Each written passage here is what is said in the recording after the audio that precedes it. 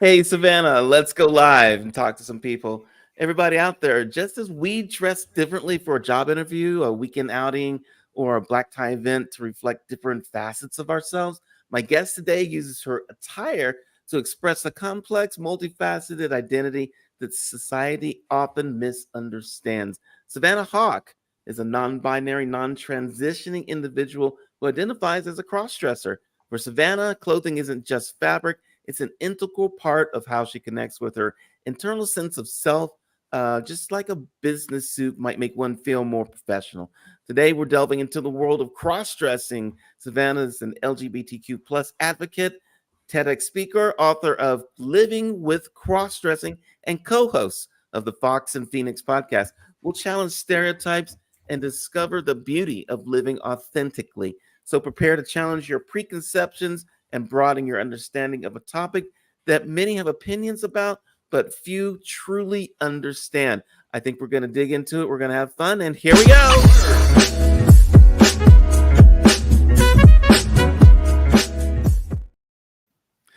I was just dancing there. Welcome back, everybody, to A Funny Way of Looking, where diverse voices meet open minds. We're here every Monday, Wednesday, and Friday live. You can catch us on AFunnyWayofLooking.com. And for everyone who's on the podcast, we're on all of your favorite podcast channels. Savannah, how are you doing today? I also was dancing during that little clip. I I know, right? wanted more. I wanted more of it, and then you just came right back. I'm doing great. Thanks for having me on today. I decided, you know what, I'm going to take the whole day off and spend it with you. There we go. I love that. So we are going to make this fun, fun, fun. Who do you want to do a shout out to? That's the hardest question of the day.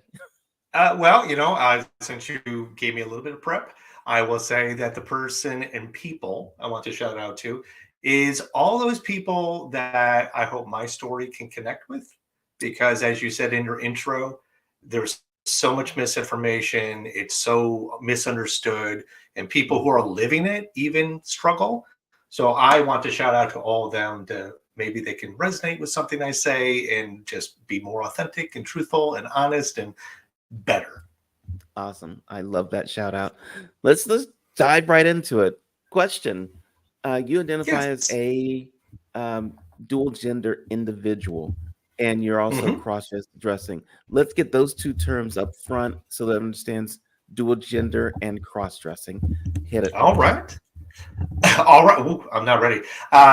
Well, I when I came to terms with who I am, and that was in the Mhm. 90s, even though I've been dressing or attracted to dressing since I was 6, it was the word transvestite, then cross-dressing that became the word that made most sense to what I was doing, which was dressing. So if I'm dressing and across vestments and cross dressing, those same obvious choices for who I am. The problem is from the 90s to like 10 years ago, that's what I thought my identity was. I thought my identity was a cross dresser. Like if your identity and presentation is cross dresser, and that's not true. In reality, I am dual gender because that is my gender identity. Mhm. So with that, cross dressing is how I do it. It's like to go from my biological male self to Savannah that you see today.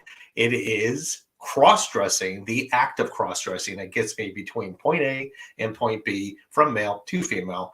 And the reason why I cross-dress is because I am dual gender. Okay. And when you are not dressed as Savannah, do you change your gender then? And when do you decide which gender, or how do you answer forms like your the U.S. citizen form? We have to put down we are Mm. this gender, we are this race. What do you put down? Well, I will tell you for any census material, which I haven't Uh, done anything in a little bit, it'd be male, biologically male. That's I put the M. The M is on my driver's license. I have no interest in making it F. But okay. when I do medical intakes, I put non-binary because I think that's more important to like Okay. have that cross section, if you will, of understanding the people you are having your healthcare service. Hmm. But like for me, I am predominantly male. I spend 85% of my life in male mode. as Chuck. I am living, breathing, relationship, career, other projects that we've talked about off air. Those all happen under the guise of Chuck.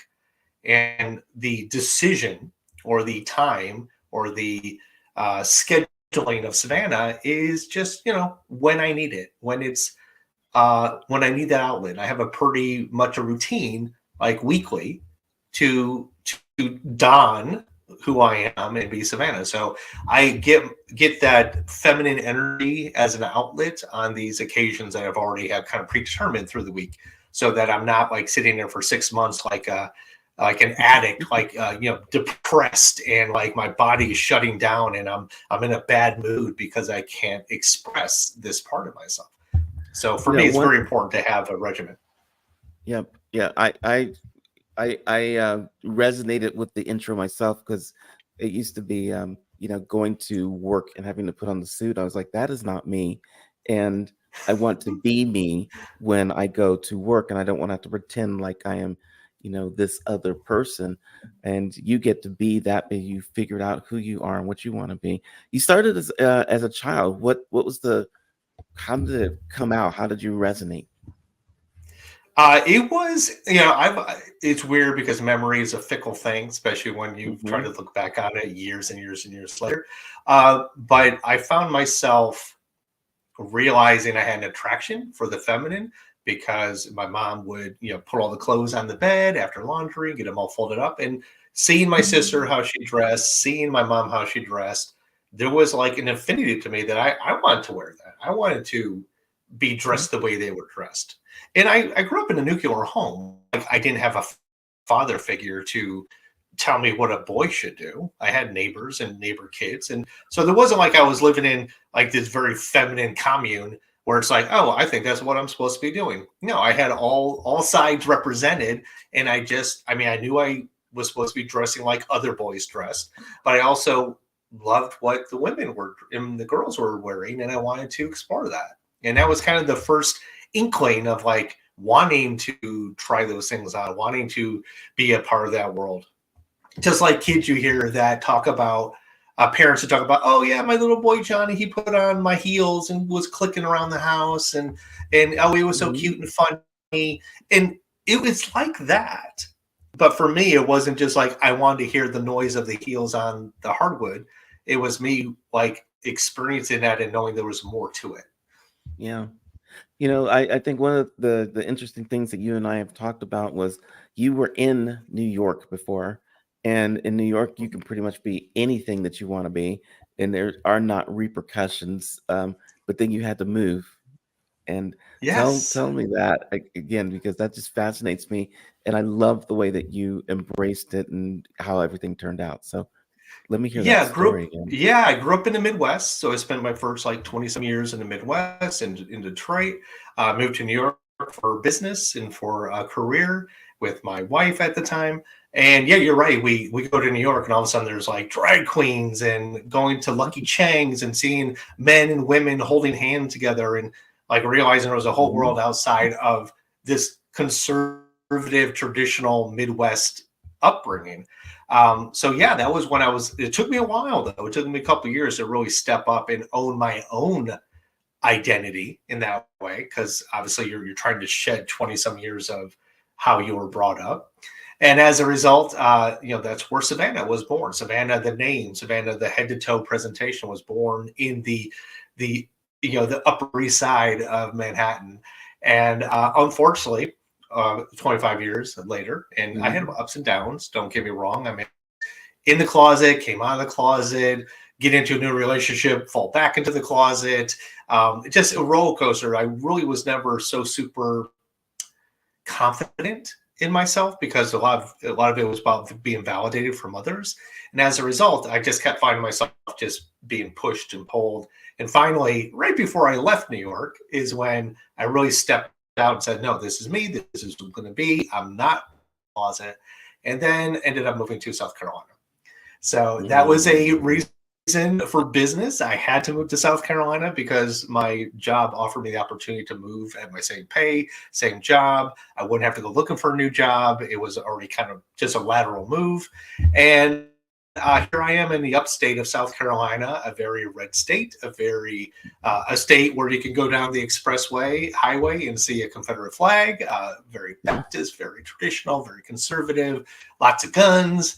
And I was terrified. I was terrified those first 6 months to even leave the house because I didn't know how I would be treated because I'm in the South and I know how people in the South are. The problem is how I think people would think of me was how I was thinking about them, and that I was really ignorant and stereotypical of what I thought people in the South would be like. And as a result, I realized, oh, every person I have met has been amazing. They've been gracious. They've been kind. I am not going off into the middle of nowhere like, hey, let me go to a biker bar at 3 a.m. when they're just about ready to close and everybody's drunk. No, I'm not doing that. But I'm just going out into the world, going to Starbucks, going to the store, going to Lowe's, going just for a drive and seeing people. And people have either been, absorbed in their own lives more so than caring about what I'm doing.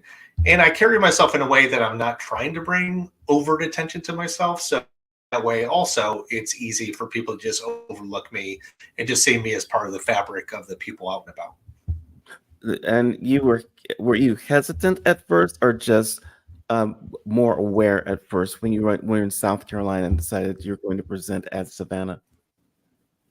I was terrified. I mean, that's 3 words, terrified. I did not dress. I did not even figure out a way to go out. And it took months for me because we did a search. My girlfriend and I did a search of where could I go? Where was a safe place? Where are people like me? And I couldn't find the people like me specifically. So I ended up finding just a larger meetup group, from the Meetup app that was just LGBTQ friendly. And I reached out and they said, sure, come, and join us. And even though I was the only quote unquote crossdresser, they open armed accepted me, and we would go every month. And then I met up with people at PFLAG and other local groups. So yeah, I was just able to finally find my tribe in a different way, in a more expanded way. But that allowed me also to really regain that confidence to be able to go out knowing that these people live and breathe their lives in the upstate. And if they can do it, I certainly should be able to do it. Awesome. I'm going to go back 30 seconds, and I know that this caught some people's attention. You said, me and my girlfriend. And how did your girlfriend take the, I guess you had to come out to her also. How does she deal with the cross-dressing? I told her as soon as we got serious, so this is 9 years ago now, she was not part of this world. She didn't understand that people would dress as a female just because they want to dress as a female. For her, it was like all the stuff we see on TV and in movies, like, oh, I have to dress because I need a job in Tootsie. I need to see my kids and Missed Outfire. All these things that like you just assume based on everything you see in media. And as a result, she didn't understand that like a man might want to wear women's clothing just to wear women's clothing and experience that and exhibit that energy. So it's taken a long time. I mean, we still go through stuff. He still sees me come down the stairs once in a while, and it's kind of like taken back by her man being dressed as Savannah. So it's ongoing. It's a conversation, it's evolution. And again, we've been together 9 years, and she's very proud of the work I do and the people I help. So it's all good. So let me ask you this: would it be easier to get people to understand how you're dressing if instead of said I'm dressing as a woman, instead you just said today I want to put on a skirt, I want to be like the Romans back in the day, and we all wore skirts because when we go to war it's easier to jump on the horse or something, I don't know. What is it that would make people understand? It's like, are you actually dressing as a woman, or are you just wearing the clothes because you like the clothing? More the first, but using the second. So there is an aspect to my personality and to the my nervous system and how I see myself that requires a presentation in a female centric garb and attire and clothing and the hair and the makeup and the dress that allows that essence of me to come forward in a way that's presented appropriately to what I'm trying to exhibit. So because of that, it allows me to, donning the clothes allows me to expend the energy in that feminine spirit that I need. Otherwise, I'll just, go into a slow spiral of depression. If I, I've had times in my life where I couldn't dress for months, and it affects me. It affects me on a daily basis. It affects my demeanor. It affects my outlook. It affects my positivity and how I see myself and other people. This is not just something that I do it because it's a lark. I do it because it's a hobby. I do it because there is a core part of me that requires this. And this is how I personally manifest that for myself and out to the world. I love that. And when, I don't know if you just tell people I am a crossdresser, what does it feel like when you go from your male counterpart to the female counterpart of Savannah? Does your mindset change? Does anything about you change? Or are you still the same person? A little of all that. I mean, intellectually, I'm the same person. I'm going to have the same conversation with you as Savannah or as Chuck. That's not going to change. My intellect, my empathy, my sympathy, compassion, those all remain the same. The things that do change are those things are a direct result of the stereotypes of a man versus a woman. I can do things as Savannah that are softer. I can be more tactile with people. Think about any interaction you've had with men and women. You're not seeing men really touch each other like in a compassionate, friendly, platonic way, whereas women can have that closer tactile bond. So this allows me to kind of feel the femininity, and then my posture may improve as well, and also just having conversation and being able to have a different type of interaction physically with people, because it's more allowed. Because we've all grown up knowing it's like, like Sex in the City, right? They're all hand in hand, walking down the street, having, going to brunch, and they're very touchy feely. Unless a guy is accused of having a bromance, guys don't typically do that unless they're slapping each other on the ass and high-fiving and because there's a sports event on and somebody just scored. So there are those things that I am allowed because of my presentation. How do you deal with, and I have to believe that on social that there are negative comments. How do you deal with that? Because I have friends that are trans and LGBTQ, and they get negative comments all the time. How do you deal with negativity? Honestly, I will give one example. When I did my first TED, I was very excited. My co-host from the podcast told me he had launched. I hadn't noticed. I didn't know he was up and running, and it was just a litany of just comments, pro and con, mostly con. And so they were talking about, like, oh, look, that guy's pregnant. Hey, that's a man in a dress, right? Like, oh, they're mentally ill, which was ironic because half of what I spoke about in the TEDx was those things they were trying to say to me, that they were accusing me of being mentally, ill, having a fetish. All the things they were saying to me were things I knew they were going to say about me. So being prepared to understand how people may see me helps. It helps me to rise above it because it's just their misunderstanding of who I am, and they don't know me as a person. They only know what they think they know of us as this class system of misfits. And also, you have to have empathy for people. And as misunderstood as people misunderstanding, as much misunderstanding, misinformation they may have about me or about people like me, it is they think they know best based on what they've been told or what they've been taught or what they have learned. So I don't hold that against them. I think I would love to think that people can evolve. And if you and I are having this conversation and somebody comes on who would have that opinion, that maybe they could think differently or ponder it for a moment. And that's all I can hope for. Otherwise, it's not my job to get them to like me or change their mind about me. It is really my job to just live the best life and example I can, so that if they do come across me at Walmart or at Starbucks or at Home Depot, that they can just see me and realize that I'm just another person in the world trying to get that plumbing fitting that they're looking for too. You know, talk about first impressions, because sometimes people will meet you as male, sometimes they'll meet you as female, and then do the two cross. In other words, the same person meet you as the other person. How does that work? Like, do you have a different first impression as Chuck versus Savannah, or Savannah versus Chuck? It What's that like?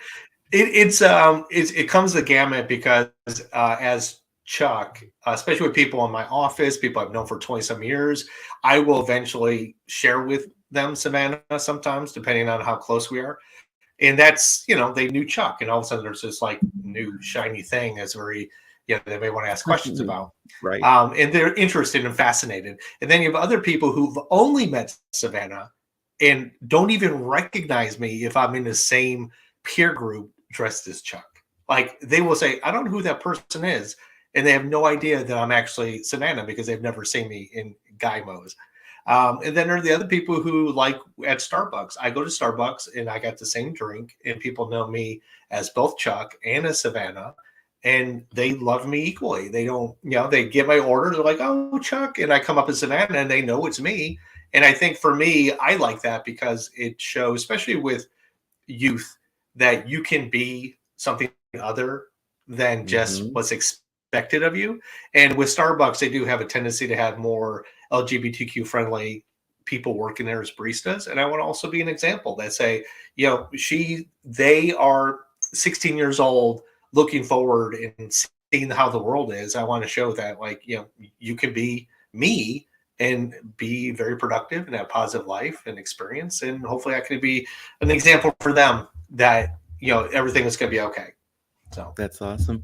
So if you could speak directly to somebody who's, I guess, let's say, struggling with their own gender identity, like, what would you say to them? whew, depends on how they're struggling. That's like such a loaded question. I will say the things I say to everybody: you have to educate yourself. That's the most important thing you can do. It's the most imperative thing you can do, because if you educate yourself with what is out there, and then you can use that to assess who you are. And Mhm. it is deep, and it can get dark, and it can get messy, but self-assessment can only happen if you're honest with who you are, and being loaded and having available the ammunition of, like, all the terms. What do all the gender terms mean? How do they fit you? What stories have you heard that resonate with you? Read books that are, about gender specifically, or about one person's journey as a memoir. Start reading and learning and, like, taking away things that make sense to you, and that will get you closer to your truth. And it may be Gotcha. a lot of work. It may be denial that you're fighting against. It may be indoctrination you're fighting against. It may be shame and fear of rejection you're fighting against. There's so many things that are stacked that can keep you from learning more about you. But I believe at the end of the day, it is really a worthwhile journey. Okay. I got one more question about this, and then we're gonna play a game. Um, Okay.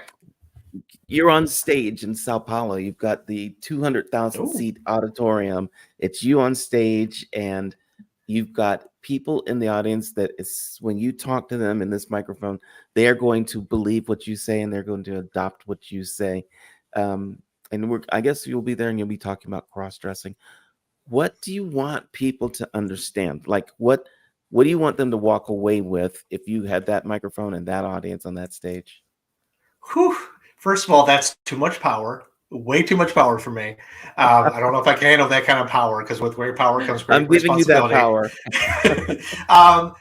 I would honestly say the same thing we've been saying, is that I want people to hear my story and know that it could resonate with them in some way, so they can help find their own truth. Because at the end of the day, what is truth for me? The truth is that I live this life confidently, and I do it mindfully, and I do it with respect for myself and respect for others around me. And so to know that somebody like me can live in the world and thrive and prosper, I think I want that to be the takeaway, so that they can say, you know what, if they can do it, I can do it in some fashion that's, I don't know, strongest to my heart. So I would love that to be a takeaway that people can like be inspired and be like, you know what, I'm gonna soul search. I'm gonna find out who the best version of myself is. Awesome. Savannah Hauk, I want to play a game with you. We've been talking about cross-dressing, and we are going to play a game of this or that. Ooh. I'm going to give you two options. You can choose one or the other, not neither or both. Okay. And if you anytime you want to explain your answer, that is what the show is about. So let's jump in. We'll start with some easy questions. They'll get harder as we go, and eventually we'll end up thought-provoking. So, easy question: heels or flats? Heels. All right. Skirts or dresses? If I have to choose one, Uh-huh. I'm going to say dresses. Okay. Why dresses? Well, I mean, you get more to it. I mean, a skirt is a skirt is a skirt. I mean, yeah, there's lots of ways you can wear a skirt. I like the body contouring of a skirt, but if I only had to pick one, Yes. you could get that same feeling of a bodycon dress too. So if I had to eliminate one, like you only can have fried chicken or you only can have burgers, I'm gonna have to go with the dress because I think I can still get skirtish things out of it. Who's your favorite designer, by the way? Calvin Klein, actually. Really? Okay. Yes. Daytime outing or nighttime adventure? Well, I'm getting old, and I need to get in bed earlier. So daytime outing, I think, is more my speed these days. Yeah. If you had to pick a fashion era, 90s grunge or 50s glamour? 50s glamour. Really? Okay. Yes. I was already like in college and like, trying to be an upright citizen in the 90s. So I didn't have time for the grunge era. Okay. Public outings. You got coffee shops or clubs? Coffee shop. Okay. Social media, Instagram or Twitter threads? Instagram. And only because I've tried Twitter and I just it wasn't my method of conversing. Obviously it's now X, but I never could. I couldn't get on board. So Instagram is more visual. I'm more creative. I like being more visual. So for me, that's my jam. Gotcha. When you go shopping, online store or in store? Michael, you're killing me here. You're forcing me to pick one. I think I would prefer in store. Okay. I mean, I do shop more online, and it's more, it gives you more efficiency. But I do like feeling the things. I do like trying them on. So if I had to pick one, I would choose in store. Awesome. Beauty routine. You like DIY or would you do professional makeovers? Well, not all of us can afford makeovers. I'm not like some star that's in my trailer with my entourage of people fiddling with my face. I do, if I could, I would have somebody do a makeover on me all the time. Just because I would love to see what they would do with this face. It's like, I know what I do with this face, but I would love to get somebody super creative to just, make it completely different. So I'm gonna go makeover. I think we lost your audio. You've gone no audio anymore. Oh no, you can't hear me? Yeah. Hello, hello, I hello? can hear you like you're talking like 50 feet away. Oh, Maybe my something mic got is unplugged there. Yeah, my mic is right here. I mean, I'm plugged in. There, now you're back to normal. I don't know what happened. Okay. Whew. I don't know. That was good. But to answer that question, makeover. Got you. Right? I mean, if you can afford it, let's do the makeover. Yeah, hell yeah. So when you getting ready to go out, spontaneous or meticulously planned?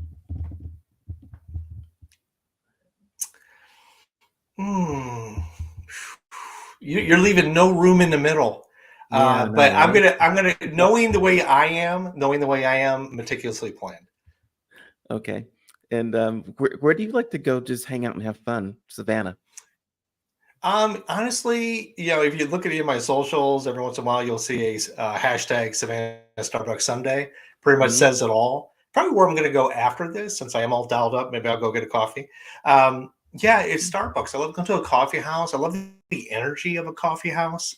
Okay. It's transitory, but it's got a little bit of heightened energy to it. People are talking. There's the din, but it's not like overtly loud and you can't hear people. And it's typically a creative space.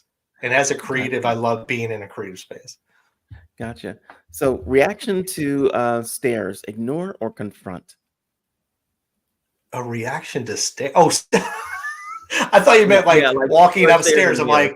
I'm Right. like, No, yes, I go people up the staring. elevator. Okay. Me in heels, we use the elevator. Um, Yes. Reaction to stairs. Mm, what was the first one? I got confront. Was it avoid or Ignore, confront? Is that what? or Ignore? confront. Um, Honestly, I'm going to go with confront, but with a caveat, which is if people are staring at you and you basically make eye contact back, all you do is smile at them, and that's if that's going to be my how I confront people by just engaging with eye contact and a smile, a pleasant smile, then that's my confrontation. Okay. How about I don't want to go way off track yet. If identity discussions, how about one-on-one or public forums? Which do you like better? Because you typically people are more apt to ask you things that they Uh-huh. might not ask in a group setting. They can be a little more, honest with themselves about what they want to know. And Mm-hmm. also, you can engage so much better. It's like if I'm on stage or if I'm in a group talking to a bunch of people, my words can engage, but my person may not engage as much. So I Okay. love that one-on-one interaction. Cool. Pronouns, fixed or fluid? Fixed. And by fixed, if I'm dressed as Chuck, I'm he. If I'm dressed as Savannah, I'm she. And there's no theys in between. Gotcha. um, Support groups, gender specific or inclusive of all identities. Inclusive. I Okay. can't tell you how limiting it is for us as people, whether we're in a community, under the umbrella, in society, where Mm-hmm. we always want to align ourselves strictly with the people that we're trying to align ourselves with. And by doing that, I think we lose so much flavor and just like the capacity for more by being more inclusive. Okay. Um, if you could change one law, let's say related to cross-dressing, would it be a local law or federal law? Well, I think based on everything we've seen in the last 3 years with the hundreds upon hundreds of laws and bills and things in committee trying to, you know, exclude us or marginalize us, I'd have to Mm-hmm. say it'd have to be federal. I'd have to say that. Gotcha. Um, let's say somebody wants to come out as a cross-dresser. Would you suggest gradual process or one-time revelation? Oh, that's loaded because there's no such thing as a one time. You're not going to get Okay. up on stage and say, I'm this, and that's it. It's never going to be a one and done. So I'm going to have to Uh-huh. go gradual, even if every one of those feels like a grandstand every time you do a reveal. And it feels like, oh my God, this is the most awkward, crazy thing I'm doing. It happens so often for every person you have to come out to. So it is going to be gradual, but it's going to feel like it's this massive, under the hot lights exhibit. What would you say the steps are? Like if somebody's gonna come out as a cross-dresser, what are the steps that you would suggest? There's lots of things you could do. For me, it is about as somebody like me, we tend to spend a lot of our subconscious like recognizing the threats in people. Hmm. And so for me, I always wait to get that gut feeling of this is the right person to share with. So for me, I have the luxury of like picking and choosing the people I reveal myself to because people know me as Chuck and would never know Savannah exists. Even now, my parents never knew. for the entire life. My dad just passed away and he never knew Savannah has done the things she has done. So for me, knowing the audience, being prepared that they may reject you. So being prepared of like their reaction and being understanding that just because you love yourself doesn't mean they should or have to or do.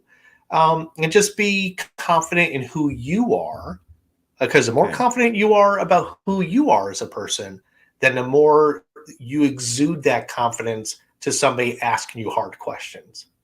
Gotcha. I love that. I think that probably applies to people in all kinds of things, Yes.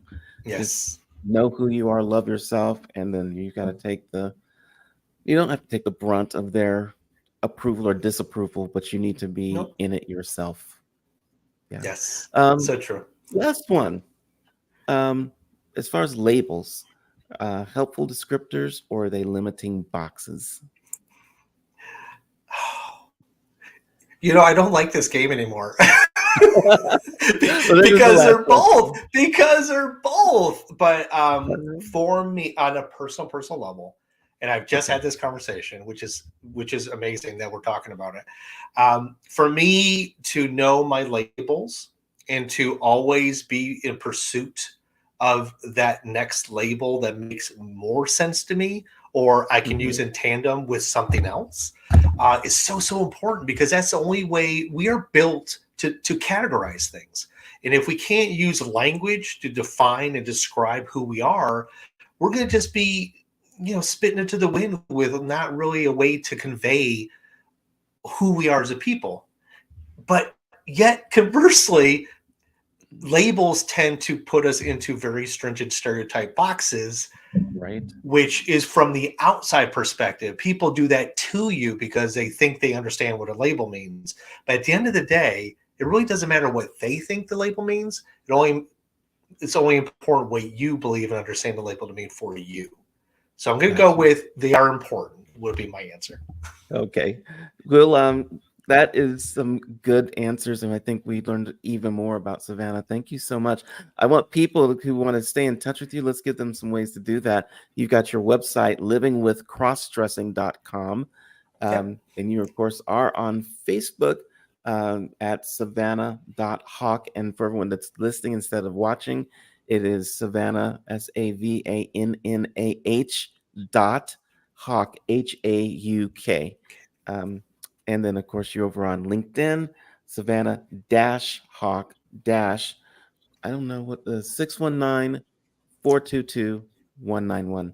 So one day you'll have to change that to just Savannah Hauk. I'm sure I have to do like the premium package to like shorten it up and make it nice. Right, exactly. And you've got your YouTube channel, Savannah Hauk 3359. And you're on Instagram at Savannah Hauk, HAUK, Savannah Hauk. Thank you so much for being on. This has been like an amazing conversation. And I love that you're able to express yourself. And I want other people to express themselves, whether it's cross-dressing or if it's like they want to be artists, but they're afraid to show their art, because it's kind of, it's something that you need to do. So really thank you for that. All right. Everybody, you can catch us over on AFunnyWayofLooking.com. We're also on Instagram, Facebook, TikTok, and YouTube at A Funny Way of Looking. We're just A Funny Way of Looking, and open-mindedness is all that we are about. Do subscribe to our newsletter over at AFunnyWayofLooking.news, NEWS, and you'll find we're going to actually have Savannah on our newsletter probably in a week or two. We'll have Savannah on the newsletter, on the website. You'll be able to watch the repeats and everything. Thank you so much. And I guess we'll check everybody in the future. Thank you for showing up. Bye, everybody. Bye, everybody. Bye.